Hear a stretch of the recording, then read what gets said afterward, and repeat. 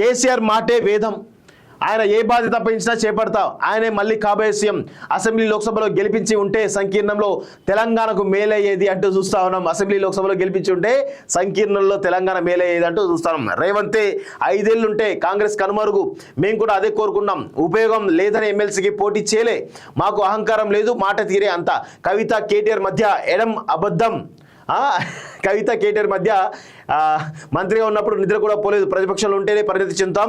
ABN ఇంటర్వ్యూలో హరీష్ రావు అంటూ చూస్తూ ఉన్నాం. సో హరీష్ రావు బయటికి ఎంత చెప్పినప్పటికీ కూడా బీఆర్ఎస్ పార్టీలో పెద్ద ఎత్తున క్రష్ అవుతున్నాడు.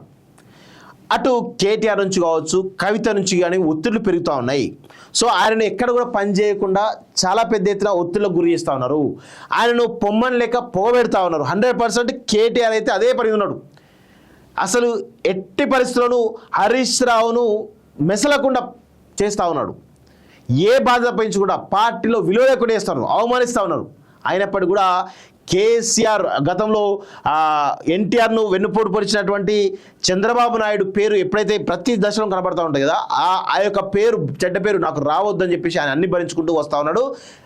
ఎప్పటికైనా కానీ బీఆర్ఎస్ పార్టీని ఈయన ఓన్ చేసుకోవడమా, లేదంటే బీఆర్ఎస్ పార్టీ నుంచి బయటకు వచ్చి మరి ఏదైనా జాతీయ పార్టీలు జాయిన్ కావడమా, లేదా ఏదైనా ఓన్ ప్రాంతీయ పార్టీ పెట్టడమా, ఏదో ఒకటి జరిగేటువంటి అవకాశం అయితే చాలా స్పష్టంగా కనబడతా ఉంది.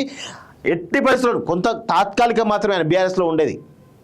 ఆయనను వెళ్ళగొట్టడమా, గెంటేయడమా, ఏదో ఒకటి ఖచ్చితంగా జరిగే అవకాశం అయితే కనబడుతుంది. చూద్దాం, అన్ని భరించుకుంటూ వస్తూ ఉన్నాడు.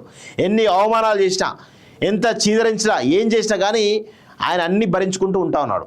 విదేశాల్లో ఉన్నత విద్యను చదువుకోవాలని అనుకుంటున్నారా? అయితే వెంటనే ఫ్లైగ్రాడ్ ఓవర్సీస్ ఎడ్యుకేషన్ కన్సల్టెన్సీని సంప్రదించండి. మీ విదేశీ కలలను సాకారం చేసుకోండి. ఫ్లైగ్రాడ్